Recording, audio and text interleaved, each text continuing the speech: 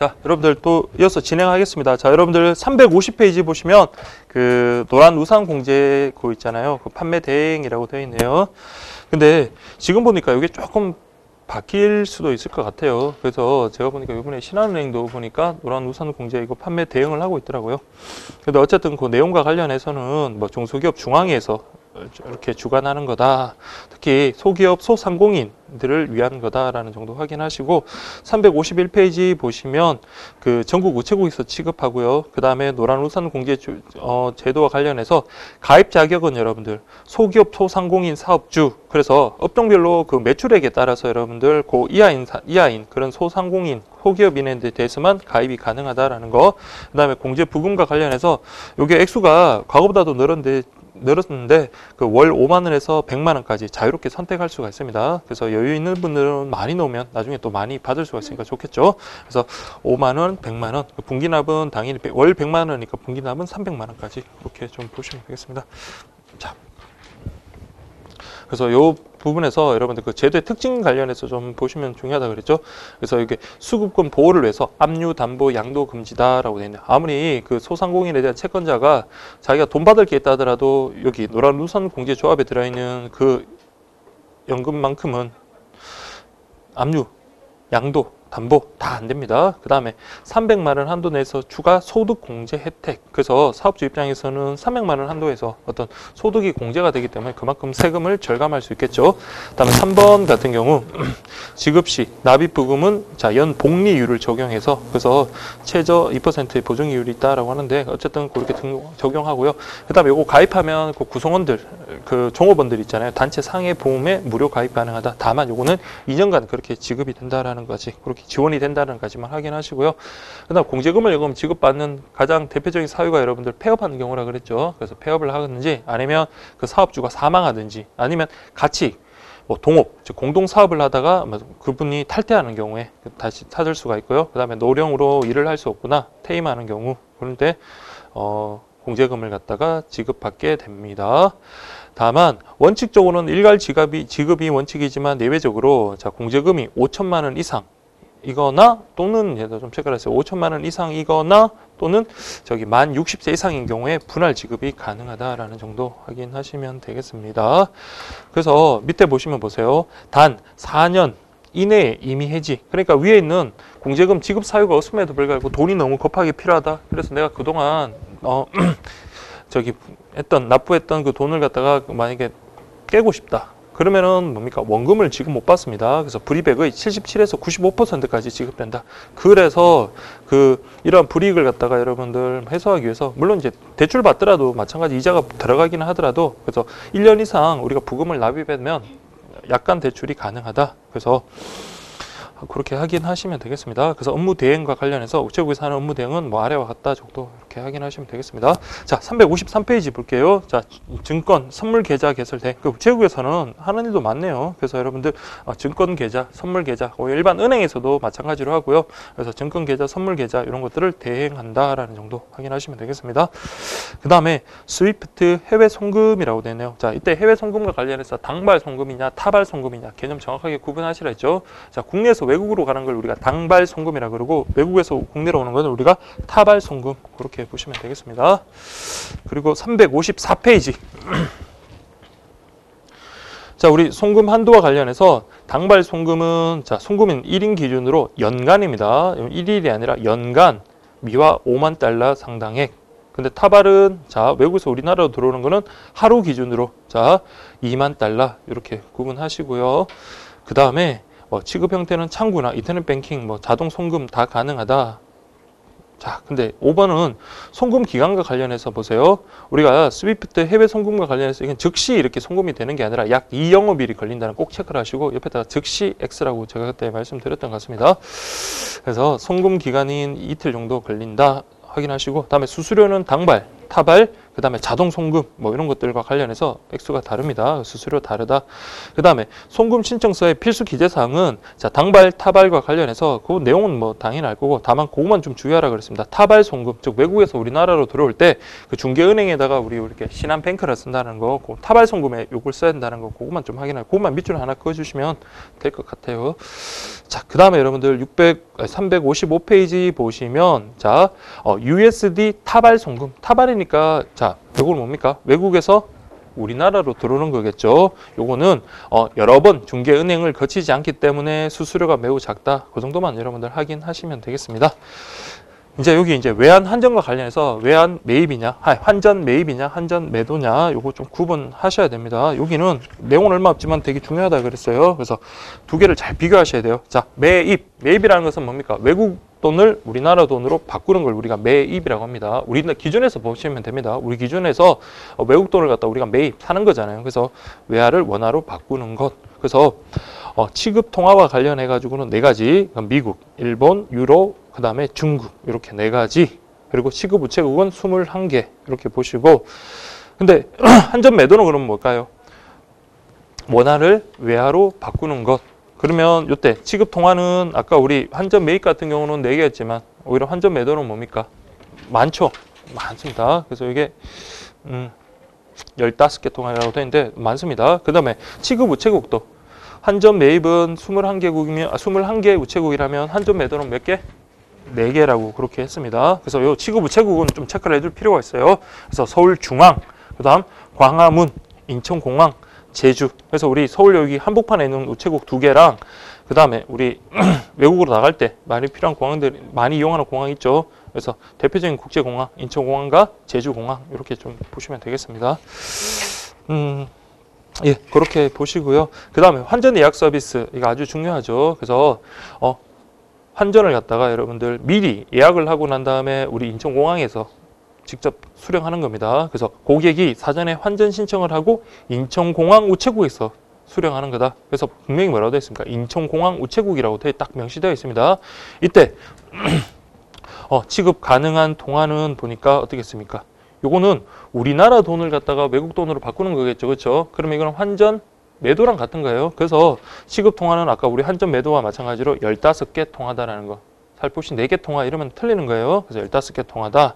그렇게 보시고요. 그 다음에 취급 형태, 특히 기억번 중요합니다. 고객이 우체국 창구를 먼저 방문해가지고, 그러니까 원화를 미리 납부해야 돼요. 원화를 납부하고, 그때 이제 지정한 날짜에 자기가 출국하는 날짜겠죠. 보통 출국하는 날짜에 가서 직접 공항 우체국에서 수령하면 되는 거다. 그렇게 보시면 되고, 그다음 취급 시간은 당연히 우체국 금융 업무 취급 시간이지만 그 편의를 봐주기 위해서 여러분들 그 근무 시간 우체국 업무 시간이 지나면 어디 외환은행에서 우리가 수령할 수 있다라고 했습니다. 그래서 외환은행 인천공항 지점에서 수령이 가능하다까지 확인하시고, 그다음에 환전 예약 우리가 꼭 예약했던 게 꼭 지켜야 되는 부분은 없잖아요. 그러니까 부득이한 사유로 취소하거나 그런 사유가 그럴 때가 많은데, 만약에 우리가 예약 신청을 한 당일에는 뭡니까? 그냥 바로 그 해당 거래 우체국에서 취소하면 되고요. 그 다음에 1일 이후 취소 같은 경우는 우체국이 신청하면 인천공항 우체국에서 지급 처리를 해준 다음에 고객의 계좌로 입금해 준다라는 거. 그렇게 어렵지 않죠. 당일 같은 경우는 아직까지 그 원화를 납부받은 게 관련되는 서류라든지 그런 것들이 인천공항에 넘어가지 않았기 때문에 그 우체국에서 그냥 바로 처리를 해줍니다. 그러나 당일 이후, 그러니까 이 길이면 그 다음날 이후부터는 인천공항에서 처리를 해주고 인천공항 우체국에서 처리해주고 그것을 우리 고객의 계좌로 입금해준다라는 까지 그렇게 확인하시면 되겠습니다. 자, 그 다음에 여러분들 357페이지 보시면 인터넷 뱅킹, 그 다음에 모바일 뱅킹, 폰 뱅킹 이런 것들 그냥 여러분 좀 확인하시면 되고요. 358페이지에 여러분 폰 뱅킹과 관련해 가지고 자, 그거 정도만 좀 보세요. 우리 폰 뱅킹으로 당일 예금 서비스, 보험 서비스 다 되고 고객 맞춤 서비스와 관련해서는 자, 우리가 자주 하는 맞춤 서비스는 10개까지 등록 가능하다는 그 정도 체크하라 그랬죠. 그리고 그러니까 아무 전화기에서나 이 폰뱅킹이 되면 나중에 다른 사람이 그것을 악용할 가능성이 있잖아요. 그렇죠? 그래서 이거 최대 5개까지 그 번호를 등록할 수 있다라는 까지 그렇게 확인하시면 되겠습니다. 그 다음에 우리 자동화 기기 그것도 그냥 한번 읽어보시면 돼요. 읽어보시고 그 다음에 이동 우체국이라는 개념은 재해 재난지역 지역 행사장, 즉 소위 말해서 일시적으로 갑자기 금융 수요가 많은 지역을 대상으로 우체국 금융 서비스를 제공하는 이동식 우체국 서비스다라고 해서 금융 서비스, 그 다음에 우편 서비스 정도, 간단한 우편 서비스 같은 경우도 가능합니다. 그래서 우편물 접수, 예금 가입 이런 것들 가능하다. 그 정도만 확인하십시오. 자, 절대 어렵지 않습니다. 이 파트는. 자, 그렇게 보시고 그 다음에 여러분들 360페이지에 요거는 좀 개념 좀 알아두셔야 된다 그랬죠. 그래서 자, 우리 금융 실명 거래 및 비밀 보장에 관한 법률과 관련해 가지고 원칙적으로는 여러분들 어떻게 해야 됩니까? 실명 확인을 해야 되는 거잖아요. 그렇죠? 다만 실명을 여러분 매번 금융 거래할 때마다 확인하면 여러분들 너무 번거롭잖아요. 그렇죠? 번거로운 게 아니라 불가능하죠. 그렇죠? 그러니까 처음 이제 계좌를 개설할 때, 즉 신규 계좌를 갖다가 개설할 때 그때 확인하면 되는 거예요. 그래서 보시면 처음 그 굵은 것이 보시면 실명이 확인된 계좌에 의한 계속 거래. 요거는 우리 이제 실명 확인 생략할 수 있고요. 그 다음에 공과금 수납 같은 경우도 이건 뭐 악용할 가능성이 없으니까 당연히 실명 확인 안 할 수 있고요. 그 다음에 100만 원 이하의 원화 송금, 그 다음에 100만 원 이하에 상당하는 외국 통화의 매입 매각 같은 경우 실명 확인을 생략할 수 있다. 요거는 법 조문이니까 꼭 좀 알아두십시오.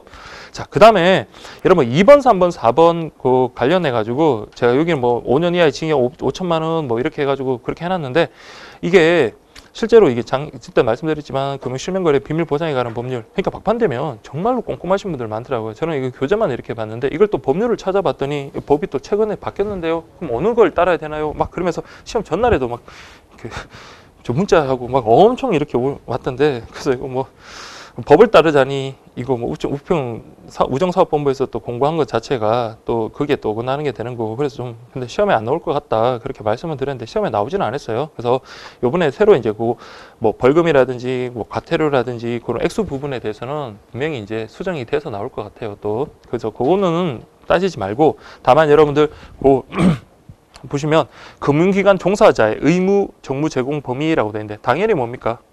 비밀 같은 거 이런 거 여러분들 뭐 함부로 이런 개인정보 같은 거 누설해서는 안 되겠죠. 그런 의무가 있습니다. 그래서 이런 거 하지 않으면 보세요. 요거는 처벌이 커요. 5년 이하의 징역 또는 5천만 원 이하의 벌금. 징역하고 벌금은 여러분들 이거는 형벌입니다. 그럼 이건 정가가 남는 거 무지무지한 거죠. 근데 3번 보시면 정보 제공 시 업무 처리라고 그렇게 되어 있는데, 자, 누가 그 어떤 사람의 금융 거래를 갖다가 좀 알려달라라고 이렇게 요구를 했다. 그러면은 함부로 그냥 알려주지 말고 표준 양식에 따라 해라. 그래서 표준 양식에 따라 하고, 그 다음에 그렇게 제공을 했으면 최소한 10일 이내 그 제공 그 명의자에게 그 사실을 알려줘라, 통보해줘라. 근데 만약에 정말 막 수사상 목적이라든지 긴급을 요하거나 아니면 그쪽에서 통보 유예 요청 있잖아요. 우리가 지금 중요한 사안을 수사하고 있는 중이니까 좀 통보를 갖다가 좀 밀어주세요 하면 그 통보 유예 요청이 끝난 다음에 역시 10일 안에 통보해야 된다. 근데 이런 거 통보하고 안 하고는 여러분이 봐도 큰 잘못은 아니잖아요. 그렇죠? 그래서 이때는 과태료에 처한다. 과태료라는 것은 정가 같은 건 남지 않습니다. 그래서 어쨌든 뭐 300만 원 이하의 뭐 과태료에 처한다 이렇게 되어 있고요. 그 다음에 이런 걸 이제 정보를 제공했으면 그걸 갖다가 최소한 5년 동안 보관해야 되는데 이거 위반하더라도 역시 과태료 처분 받는다. 그 정도만 확인하십시오. 자, 그 다음에 여러분 4번 보시면 소득세 관련 사항. 자, 실명에 의하지 않고 거래한 금융자산에서 발생하는 이자, 배당소득 같은 이런 거에 대해서는 우리가 보세요.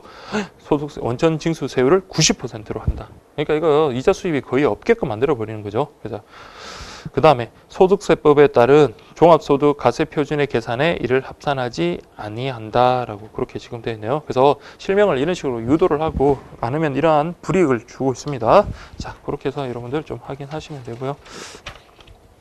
그 다음에 362페이지 보시면 그 금융소득 종합과세 그것과 관련해 가지고, 자, 세 번째 줄이 중요하죠. 개인별 연간 금융소득이에요. 그냥 이러면 소득이 아니라 금융소득이 2천만 원 이하일 경우에는 원천징수하고 2천만 원 초과하는 경우에는 초과하는 금융소득에 대해서는 누진세를 적용한다. 이렇게 지금 되어 있습니다. 그래서 우리 알다시피 여러분 금융소득이 2천만 원 이상인 경우 찾기가 그렇게 많지는 않을 거예요. 그래서 어쨌든 간에 이제 원천 징수 15.4%인 일반 과세 그냥 합니다. 일반 과세 한다. 그래서 여러분들 우리 아까 앞에서 저기 지워버렸네요. 그 상품과 관련해 가지고 뭐 과세, 우대 적용되는 것도 있긴 하지만 비과세가 되는 것도 있을 수 있겠지만 일반 세율을 갖다가 일반적으로는 다 적용을 해요. 그러니까 15.4%를 적용받습니다. 여러분들이 그 이자 같은 거 거기에 대해서. 그래서 그거 떼버리고 여러분들 받잖아요. 그런 이자를 무슨 금리라 그랬나요? 이자를 갖다 원천 징수해버리고 여러분 실제로 지급받는 이자를 예, 실효금리라 그랬죠. 자, 보시면 자 2번 보세요. 소득의 종류, 과세 방법에서 이런 디테일한 거는 뭐 나오지는 않을 건데 그래도 여러분들 소득세법상의 종류가 있어. 종합소득은 자 구분만 하시면 돼요. 이자, 배당, 사업, 근로, 연금, 기타 이런 거는 종합소득이고 퇴직소득, 양도소득. 퇴직이라는 거는 어떤 일인지 알겠죠? 여러분들이 퇴직함으로써 얻게 되는 뭐 퇴직금 같은 경우고 양도라는 것은 물건을 갖다가 팔고 난 다음에 우리가 얻게 되는 차익을 말합니다. 그런 소득을 갖다 양도소득이라 그러는데 퇴직소득, 양도소득은 여러분 종합소득에 들어가는 게 아니에요. 그래서 따로 구별된다는 그것만 기억하시면 되고 그다음 과세 방법에서 종합과세는 말 그대로 뭡니까? 우리 위에 있는 그 종합소득에 있는 6가지 있잖아요. 그걸 다 합산해가지고 세금을 매기는 거. 분리과세는 뭡니까? 분리하는 겁니다. 당연히 뭡니까? 분리하면 우리가 훨씬 더 유리하겠죠. 왜 그럴까요? 그만큼 과세 표준이 작아지기 때문에 우리가 누진세를 적용한다면 훨씬 낮은 세율로 적용할 수가 있기 때문에 그렇다라는 거 확인하시고 그다음 3번 보시면 분리과세 금융소득 관련해서 비과세된 금융소득과 세금 무대 저축, 비거주자 예금 등에서 발생하는 금융소득은 종합과세 대상에서 제외된다. 그러니까 여기에 대해서는 이거 과세 표준에서 제외되니까 유리한 거잖아요. 그래서 우리가 뭐 은행 같은 데서 비과세 상품 있으니까 이것 좀 가입하세요. 그러면 나중에 이건 종합소득에서 우리가 종합과세 대상에서 제외된다라는 거 기억하시고 그 다음에 만기 10년 이상의 채권. 자, 만기가 10년 이상이라는 것은 이건 장기 투자한 거잖아요. 그렇죠? 이건 투기의 목적이 있다고 보기는 좀 힘든 거예요. 그렇기 때문에 이때는 소득자의 선택에 따라 33%의 소득세율을 잡아할 수 있다. 분리과세. 이건 퍼센트가 중요한 게 아니라 분리과세 받을 수 있다라는 거 거기까지 기억하시면 되겠습니다.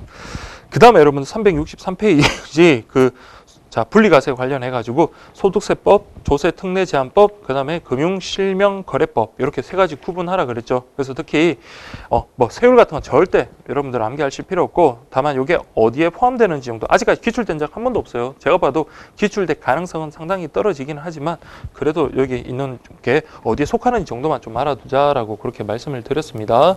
그래서 소득세법에 하는 거는 특히 10년 이상의 장기 채권, 그다음에 금융기관을 통하지 않은 비실명 금융자산의 이자 배당. 그래가지고 요게 이제 중요하다 그랬죠. 금융기관을 통하지 않은 비실명 금융자산의 이자 배당과 관련해서는 소득세법이고 금융기관을 통해 지급되는 거는 어디로 갑니까? 금융실명법에 적용된다라고 2개를 구분하라고 그렇게 했습니다. 그 다음에 직장공제해. 그러니까 키워드만 보시면 돼요. 그 다음에 법인격 없는 단체. 뭐 이걸 바꾸진 않고. 그 다음에 개인의 금융소득이 2천만 원 이하. 그 다음에 경매, 입찰 뭐 이렇게 해가지고 여기 이제 소득세법, 그다음에 조세 특례 제한법에 의한 분리과세 같은 경우는 뭐 시설, 사회시설 기반, 사회 기반 시설 채권 뭐 이렇게 돼 있고요. 그다음에 세금 우대 종합저축 이렇게 돼 있고 특히 여기 2번과 관련해서 세금 우대 종합저축하고 선박 정도만 좀 기억을 하시면 될 것 같아요. 나머지는 1번만 정확하게 기억하시고 나머지는 2번, 그다음 3번의 그 실명법은 뭐 어려운 게 아니니까 그렇게 구분하시면 되겠습니다. 그렇게 해가지고 여러분 확인하시고 그 다음에 금융실명 그 밑에 보시면 그 비실명 채권 관련해서 4가지가 있습니다. 그래서 외국한 평형기금 채권 요거 하나만 좀 구분하셔서 요거는 만기가 1년이다. 자, 요게 한참 나왔던 게 제가 IMF 때 그랬죠. 그래서 화살표 된 거는 좀 체크를 하셔야 돼요. 그래서 비실명 채권은 매입 매도 시 실명 확인과 자금 출처가 면제되는데 만약 최종 소지자가 실명으로 상환받다면, 그러니까 이게 강제는 아니고 이렇게 유도를 하는 거죠. 실명으로 만약에 상환받게 되면 증여세를 면제시켜준다라는 그런 특징이 있습니다. 그 다음에 4번 관련해서 종합소득세 과세표준이 있다 그랬죠. 자, 요거는 좀 기억을 하셔야 되는 게 특히 여러분 앞에 거 정도는 꼭 기억하셔야 돼요. 그래서 1,200만 원 이하, 그 다음에 4,600만 원 이하 뭐 이래가지고 6%, 15% 요 정도. 뒤쪽에 있는 거는 계산하기가 여러분 힘드시니까 시간이 좀 걸리잖아요. 그래서 요 한 표준 구간 관련해서 첫 번째, 두 번째 좀 어렵게 나온다고 3번째까지 해가지고 그렇게 계산하는 문제로 나올 거예요. 만약에 나온다면. 그러니까 이자 같은 경우도 책에는 그냥 단순하게 그냥 내용만 나오고 그랬었는데 실제 문제가 나왔듯이 이제는 4번 관련돼서 케이스 문제 한번 나올 때가 됐다고 저는 개인적으로 생각합니다. 자, 365페이지 보시면 종합과세 대상 금융소득이 발생했다면 발생연도 다음에 자 우리 5월 1일부터 31일까지 신고 납부해라 이렇게 되어 있네요. 그래서 지금 제가 어떤 건물에 가니까 그 세무사 사무실 보니까 엄청 바쁘더라고요. 그래서 보면 지금 한참 바쁠 때죠. 그래서 여러분들 5월 31일까지 신고 납부해라. 그렇지 않으면 과태료, 가산세 이렇게 받을 수 있습니다. 과태료가 아니고 가산세 같은 의미죠. 근데 따져보면 그 다음에 여러분 365페이지인데 요거는 그냥 큰 글씨만 볼게요. 자, 의심거래 보고 제도는 뭡니까? 말 그대로 거래 금액이 딱 보니까 이게 수상하다 싶은 금융기관 종사자의 주관적 판단에 의존하는 게 바로 STR, 의심 거래 보고입니다. 그래서 이거는 판단 주체는 금융거래, 금융기관 종사자고요. 그 다음에 요 기준 금액이 이제 삭제됐습니다. 그래서 단돈 10만 원, 100만 원이라도 뭡니까? 이게 의심 거래, 지금 불법 세탁, 자금 세탁 같은 그런 불법 자금 세탁 같은 그런 게 의심스러우면 보고하도록 그렇게 되어 있습니다. 그래서 366페이지 그 3번 4번 할 때 4번 좀 볼게요. 이걸 봤다가 보고를 하면 보고 담당자가 여러분들 금융정보분석원에게 이제 그렇게 보고를 하고요. 그럼 금융정보분석원은 이제 판단을 하겠죠. 이렇게 판단을 해가지고 진짜 수상하다? 그럼 수사 의뢰를 합니다. 본인들이 수사를 하는 게 아니라 우리 검찰청이라든지 경찰, 그 다음에 국세청 이런 것 같은 법집행기관에 제공하고 법집행기관이 이거를 조사 수사하고 그 다음에 기소는 이제 검사가 하겠죠. 검찰, 기소 등의 의법 조치를 하게 된다. 이게 우리 작년 시험 문제에 나왔다고 했습니다. 그러니까 이렇게 주관적 판단에 의하다 보니까 금융기관에서 잘 안 하는 거예요. 그러다 보니까 이러한 것을 막기 위해서 우리가 자동적으로 이제 보고할 수 있도록, 그러니까 어느 정도 일정 금액에 대해서는 자동적으로 보고되는 CTR에서 고액 현금 거래 보고 제도를 도입하게 됩니다. 그래서 1일 거래일 동안 2천만 원 이상의 현금을 입금하거나 출금한다면 그냥 자동적으로 그냥 보고하도록 그렇게 되어 있다라는 거 그렇게 보시면 됩니다. 그래서 단계적으로 원래 5천만 원이었다가 3천, 그러다가 심지어 지금은 2천만 원. 그래서 우리 아까 STR 같은 경우는 그 거래 금액에서 제한이 없지만 요거는 2천만 원 이상인 경우 자동적으로 보고하도록 그렇게 되어 있다. 자, 그렇게 좀 보시고요. 367페이지 그 밑에 보시면 외국 사례 관련해 가지고 쭉 보시면, 자, 우리나라는 어떻게 하고 있다? 우리나라는 자, 면제 대상 기간을 갖다가 법령에다가 명시를 하고 있습니다. 그래서 면제를 갖다가 우리 금융기관에 줘버리면 또 이렇게 청탁 이런 걸때 의해 가지고 이게 효용성이 떨어질 수 있으니까, 자, 범죄 대상을 법정 지정 방식을 채택하고 있다. 그 정도만 좀 보시고, 그리고 아까 그 외국 같은 경우는 미국, 호주, 캐나다 다 달러를 쓰거든요. 물론 자국 화폐에 대한 가치는 다르겠지만 주요 국가에서는 주로 이런 주요 국가에서는 1만 달러 기준으로 하고 우리나라는 2천만 원이다라는 까지 그렇게 좀 구분하시면 돼요. 그래서 이런 거에 자동 보고되도록 하는 게 바로 CTR이다. 그렇게 보시면 되겠습니다. 그 다음에 여러분 368페이지 볼게요. 자, 고객 확인 제도라고 되어 있네요. 그래서 우리가 처음 여러분들 금융실명법에서는 딱 두 개, 성명하고 주민등록, 그러니까 그 개인을 식별할 수 있는 정도의 그 실명 확인만 하라고 그렇게 되는데, 그것보다 이제 좀 더 강화된 어떤 개인 확인 제도가 이제 확장되고 있습니다. 그러다 보니까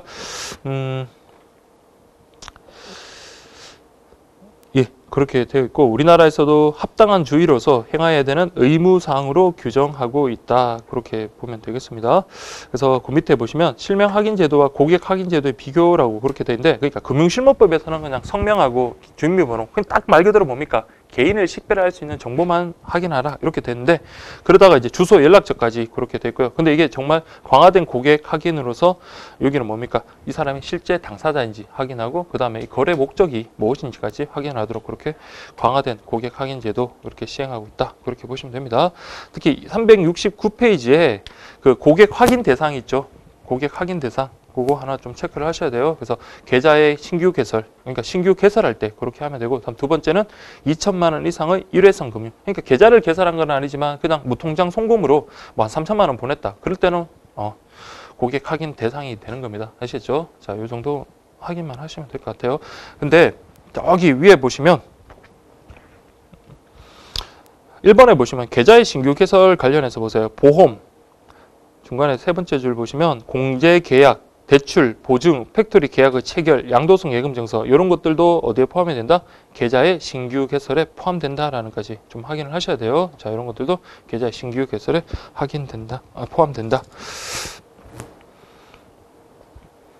그래서 그런 거 있잖아요. 여러분들 제가 금 같은 게 있든지 아니면 하여튼 기종품이 있어가지고 은행에 금고를 갖다가 빌려가지고 은행 금고 여러분 막 영화 같은 데 보셨죠? 그 은행 직원 한 명이랑 저랑 같이 저기 뭐죠? 키를 갖다 돌려서 은행 그 금고에다가 물건을 갖다가 기종품 같은 걸 보관하고 거기서 이제 보관하는 거잖아요. 그러니까 이런 금고 대여 같은 것도 보다 신규 개설에 포함된다. 그럼 결국 뭐예요? 신규 개설에 포함된다는 말은 이거 할 때도 당연히 뭘 해야 된다?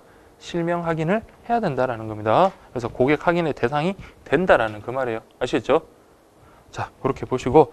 근데 차이는 뭐냐면 얘네들이 계좌의 신규 개설에 포함이 되기 때문에 만약에 여러분들 보세요. 계좌의 신규 개설은 금액에 제한이 있습니까? 없습니까? 없죠. 단돈 10만 원 그죠? 단돈 10,000원을 하더라도 단돈 1,000원을 하더라도 뭡니까? 고객 확인을 해야 되는 거예요. 아시죠? 근데 그 밑에 있는 거 보면 무통장 입금이라든지 외화 송금 이거는 무통장 입금은 할 때마다 실명 확인을 하는 게 아니라 뭡니까? 이게 2천만 원 이상이야지 하는 그런 조건이 있다는 거예요. 제가 말씀드리는 의도는 아시겠죠? 그래서 우리 앞에 거는 금액에 제한이 없는 거고요. 신규 계좌 개설은 금액에 제한이 없는 거고 밑에 있는 이런 것들 무통장 입금이라든지 뭐 자기압수표 발행 뭐 이런 것들은 금액에 제한이 있다는 거예요. 그러니까 2천만 원 이상일 때 고객 확인의 대상이 된다라는 거 그렇게 보시면 되고요. 그 다음에 고객별 신원 확인 관련해서 물론 개인은 당연한 거고요. 뭐 실지 명의, 그 다음에 주소, 연락 뭐 이런 건데 여기서는 체크하라는 게 그것만 체크하라 그랬죠. 저기 그렇죠. 비영리 법인 그 관련해서 설립 목적까지 확인한다는 정도만 확인하시면 되고요. 그 다음에 고객이 자음 세탁 행위를 할 우려가 있다면 이제 강화된 고객 확인으로 갑니다. 그래서 실제 당사자인지 그 다음에 금융거래의 목적이 뭔지까지 판단해야 된다, 확인해야 된다라는 것까지 그렇게 보시면 되겠습니다. 그 다음 4번 보시면 강화된 고객 확인이 지금 뭐하도록 의무화됐다 정도만 확인하십시오. 마지막 줄에 강화된 고객 확인을 수행토록 의무화 이렇게 되어 있습니다. 예, 그렇게 좀 보시면 될 것 같아요. 나머지 내용들은 여러분 충분히 보실 수 있습니다. 자, 그 다음에 여러분들 보험 파트 한번 볼게요. 자, 보험 파트는 여러분들 뭐 이제 배운 지 그나마 얼마 안 된 거기 때문에 잘 하실 거라고 생각이 듭니다. 자, 여러분들 보세요. 생명보험의 의, 개요라고 되어 있는데 뭐 개요는 여러분 아실 거고 생명보험의 역사 뭐 쭉 이렇게 한번 읽어보시면 돼요. 그래서 고대, 중세, 그 다음에 17세기, 그 다음에 이렇게 나오는데 그 생명보험의 역사 그 자체보다도 우리나라 생명보험의 역사 요거는 좀 보셔야 된다 그랬죠. 그래서 우리나라 이런 뭐 한국사 공부하셨으면 뭐 근데 한국사랑은 상관은 없겠지만 그래도 한국사 보셨으면 좀 아실 거고 특히나 자 1번 보세요. 신라시대 때는 고찰보 뭐 이런 식으로 좀 다음에 창 제도가 다양하게 실시됐다. 고려 때는 신라와의 각종 부와 유사한 제도들이 실시됐고 그 다음에 우리가 대표적인 이런 것은 뭐 보험이라는 그런 것보다도 옛날에 우리 둘의 뭐 품앗이 뭐 그런 것들 많았잖아요. 그래서 서로 상부상조하는 거 어려울 때 같이 도와주고 하는 그런 게 그 생명보험의 역사로 그렇게 볼 수 있을 겁니다. 자, 3번 보시면 근대적 생명보험 같은 경우는 자 1876년 그렇죠. 1876년 같은 경우는 뭘 체결할 때죠? 와, 그렇죠. 강화도 제약, 불평등 제약, 강화도 제약. 그때 이제 일본이 그렇죠. 그렇죠. 저기 1876년이죠. 1876년 그때 돼 있고요. 그 다음에 최초의 생명보험회사인 조선생명보험 주식회사를 설립했다라고 되어 있네요. 1921년. 그래도 또 할지 모르니까 또 한번 체크를 할게요. 1921년 조선생명보험 주식회사 설립했다. 그 다음에 뭐 제대로 발전 못하다가 요거는 좀 체크를 하라고 했죠. 60년대는 뭐다? 해상보험, 70년대는 저축성 보험, 그 다음에 8, 90년대는 자동차와 일반 가계성 보험이 성장했다라는 거고 연도별로 해가지고 그렇게 좀 구분하시기 바랍니다. 자, 그렇게 보시고 그 다음에 여러분들 저기 373페이지 제일 밑에 5번 보시면 이게 이제 기출됐던 거라 그랬죠. 근데 이거 제가 여기 다 체크를 했는데 이게 좀 밑줄이 빠져가지고 그런데 그래서 우체국 보험은 자 1929년 요게 이제 기출 시험에 나왔습니다. 연도가 1929년도에 종신보험과 양로보험, 요 체크를 하죠. 종신보험과 양로보험을 시판하기 시작했고, 그다음에 1952년에 뭐 이런 법들이 제정되면서 간이생명보험이 국민생명보험으로 개칭됐다. 이름이 명칭이 바뀌었다까지. 요게 이제 기출됐던 작년도에 기출됐던 문제입니다. 자, 그렇게 좀 확인하시면 될 것 같아요. 그래서 뭐 374페이지 그 문제 확인하시면 되고, 그다음에 375페이지 이제 생명보험 계약 관계자라고 그랬죠. 생명보험 계약자는 누굽니까? 보험자와 보험 계약자가 계약자고, 그 이외에 피보험자랑 보험수익자는 계약 관계자에 들어가는 거예요. 그래서 보험자라는 것은 보험회사, 보험 계약자라는 것은 중요한 게 보험료를 납부해야 될 의무가 있는 사람이죠. 그죠? 각종 뭐 고지라든지 뭐 그런 것들을 해야 될 의무가 있습니다. 그 다음에 피보험자는 본인의 목숨이나 건강 등을 담보시킨 사람, 보험수익자는 보험금을 수령할 수 있는 권리를 가진 사람입니다. 그 다음에 보험계약 요소 관련해서 보험 목적물이라고 되어 있네요. 그래서 우리 생명보험에서의 목적물은 뭡니까? 사람의 생명이죠. 그렇죠? 상해보험은 사람의 신체. 이게 바로 이제 보험 목적물, 보험 대상이 된다. 자, 그래서 그 보험의 목적물은 보험자가 배상해야 될 범위와 한계를 정해준다라는 거 꼭 좀 기억을 하십시오. 보험의 목적물은 보험자가 배상해야 될 범위와 한계를 정해준다. 그러니까 상해보험 같은 경우는 이해하기가 쉽다 그랬죠. 그래서 많이 다쳤다. 그러면 뭡니까? 당연히 보험금도 많이 나오겠죠. 그렇죠? 그 다음에 뭐 좀 경상해다. 상해가 약하다 그러면 그만큼 또 그 보험금도 적으실 거고. 그래서 보험자가 배상해야 될 범위와 한계를 정해준다. 그 다음 보험사고. 이걸 통해서 이제 보험금을 지급해야 되는 사유가 되는 거고요. 보험금이라는 것은 보험자가 나중에 보험사고 일어났을 때 보험 수익자에게 지급을 하는 거고, 보험기간이라는 것은 책임이, 자, 여러분들, 책임을 지는 기간입니다. 책임을 지는 기간. 근데 아까 말씀드린 상법에서는 보험자의 책임을 최초의 보험료를 지급받은 때로부터 기산한다. 그렇게 개시한다라고 규정되어 있다. 그래서 이제 보험 기간하고 보험 계약하고 성립하고는 일치할 수도 있겠지만 일치하지 않을 수도 있는 거예요. 그 다음에 보험료. 이제 우리 보험 계약자가 보험 회사에게 보통 이제 매달이겠죠. 뭐 1년 단위로 낼 수도 있지만 어쨌든 그렇게 지급하는 거고, 보험료 납입 기간 그것과 관련해서 전기납, 단기납 이렇게 있다 그랬죠. 전기납이라는 것은 보험 기간 동안 계속 보험료를 납부하는 것, 단기납이라는 것은 그 보험 기간보다 짧게, 보통 이제 대표적인 게 자동차 보험이라고 그랬잖아요. 그렇죠? 자동차 보험 같은 경우는 1년치 선불로 내버리니까 보험 기간은 1년이라도 보험료 납부 기간은 뭡니까? 한 번이잖아요. 그렇죠? 그런 것들을 이제 단기납 이렇게 구분하시면 되고, 그다음 377페이지 보시면 자, 생명보험의 기본 원리라고 되어 있네요. 상부상조의 정신. 그렇죠? 그래서 상부상조의 정신, 이것 때문에 우리 아까 우리나라 보험 그 역사할 때 뭐 조선시대 뭐 두례 이런 것들, 뭐 품앗이 두례 뭐 이런 것들을 갖다가 우리 차용할 수가 있습니다. 그래서 여기 보면 구체적 생명보험의 기초가 되는 것이 대수의 법칙, 생명표, 그다음에 수지 상등의 원칙. 자, 대수의 법칙이라는 건 큰 수예요. 그러니까 한두 명은 예외가 있을 수 있겠지만 표본이 많으면 어떻습니까?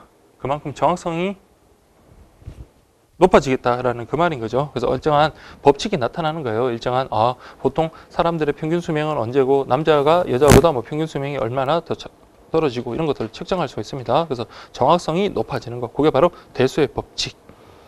그래서 보험자가 그 두 번째 줄 정확한 보험료율을 산정하고 미래에 발생할 수 있는 손실의 빈도와 강도에 대해 보다 정확하게 예측하기 위해 사용한다.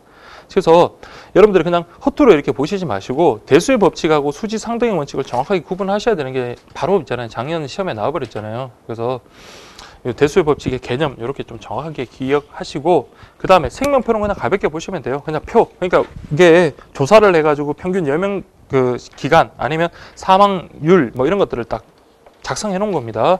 그래서 국민이라면 국민 전체를 의미하는 거고, 뭐 특정 지역도 마찬가지 국민 생명표가 될 수 있겠고, 경험이라는 것은 자, 실제 우리가 경험해 보니까 우리 보험회사에 가입한 사람들이 평균적으로 언제까지 생존하더라 이런 것들을 갖다가 작성해 놓은 표고요. 우체국 생명표라는 것은 당연히 우체국 보험에 이제 가입한 사람들 거고, 이제 수지 상등의 원칙이라는 건 뭡니까?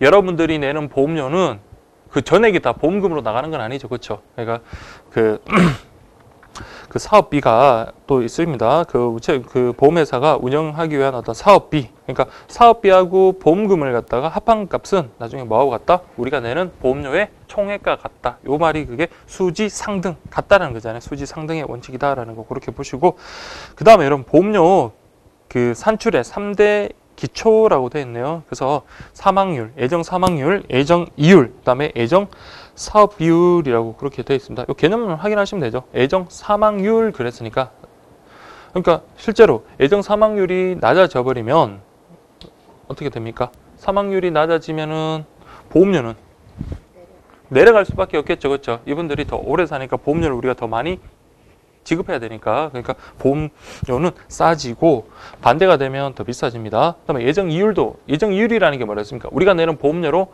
보험회사에서 사업을 갖다가 뭐 투자를 하든 뭐 그렇게 해서 발생하는 이익이라 그랬잖아요. 그래서 예정 이율이 커지면 보험회사에서는 보험료를 굳이 많이 안 받더라도 이익을 갖다가 거기서 충당을 했잖아요. 그렇죠? 그래서 예정이율이 커지면 보험료는 싸지고, 예정이율이 낮아지면 보험료는 비싸진다. 같이 그렇게 보시고, 사업 비율이라는 것은 지출 금액이라고 보시면 돼요. 사업 운영하는 데 드는 비용.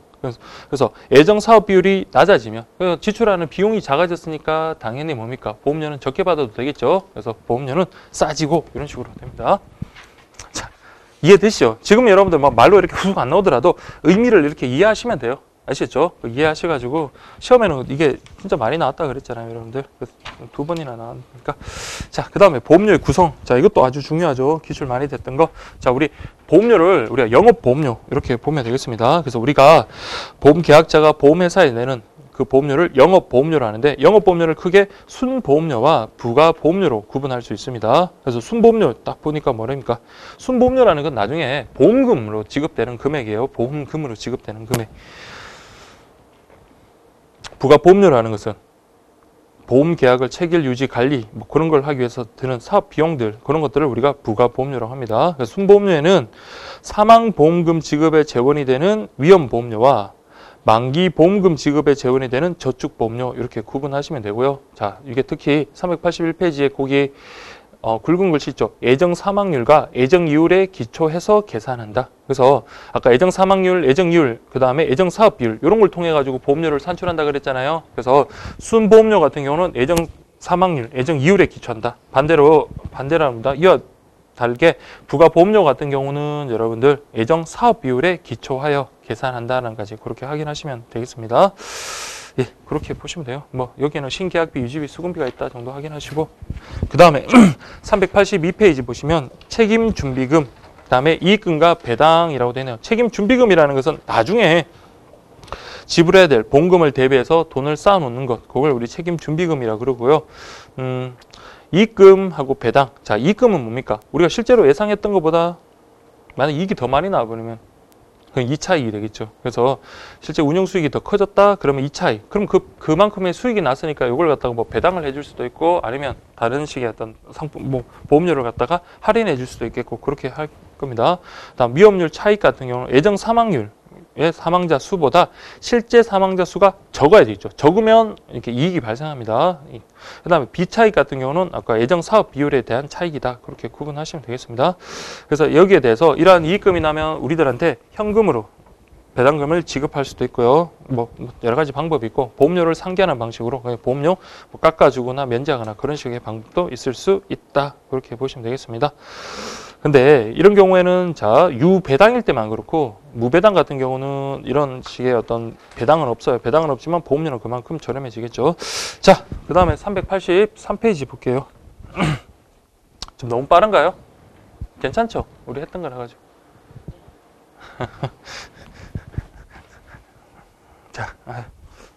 자, 볼게요, 여러분들. 한번 보시고 나중에 또 여러분들 좀 잠안 오시거나 그러면 인터넷 강의 한번 다시 보시면서, 아, 내가 그때 무슨 생각을 하고 있었지? 열심히 공부했나라는 거 이렇게 복습하시면 될 겁니다. 자, 여러분들 다시 383페이지 보시면, 자, 생명보험상품의 특성이라고 되어 있네요. 자, 요 굵은 것만 볼게요. 무형, 그러니까 형태가 없는 무형의 상품이고, 다음에 요거는 어떤 계약 체결과 동시에 효력이 발생하는 게 아니기 때문에 미래지향적, 그리고 비동시성 상품이다. 그 다음에 장기, 그렇죠. 장기적이니까 장기성, 그리고 비자발적 상품인 경우가 많다. 이렇게 확인하시면 되겠습니다.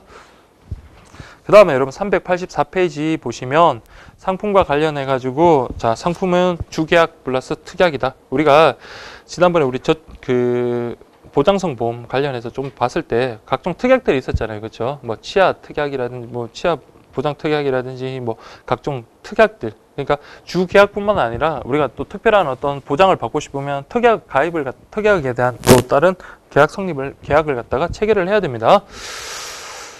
자, 그래서 생명보험상품은 주계약과 특약으로 구성된다 해서 특약과 관련해서 그 독립성 유무에 따라 독립특약, 종속특약, 독립이라는 것은 말 그대로 떨어져 있는 거예요. 자유롭다. 그러니까 어떤 주계약하고도 부과가 될 수 있는 그런 특약이고, 종속특약이라는 것은 자, 어떤 상품에만 부과될 수 있도록 만들어진 특약이기 때문에 다른 상품에는 부과할 수 없는 게 바로 종속특약이다라고 그랬고요.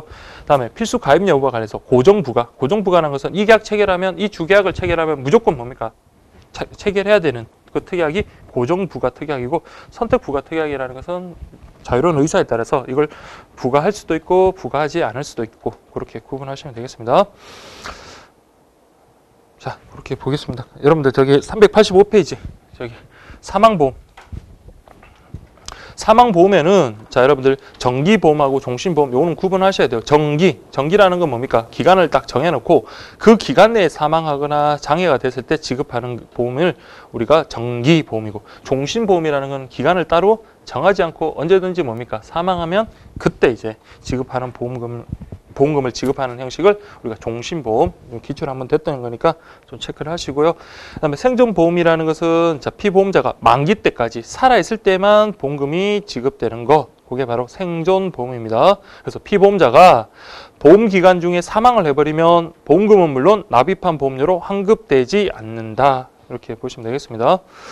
그래서 특징 보세요. 생존보험은 저축 기능은 강하지만 보장 기능은 약한 결함이 있지만 나중에 연금 형식으로 받을 수 있기 때문에 노후 대비에는 좋다라는 거. 근데 오늘날에는 이런 생존보험 같은 거, 사망보험 같은 경우는 밑에 있는 3번처럼 생사 혼합보험, 즉 양도보험 형식으로 많이 만들어져 있습니다. 그러니까 이렇게 많이 이렇게 하고 있다라는 정도 그렇게 보시고요.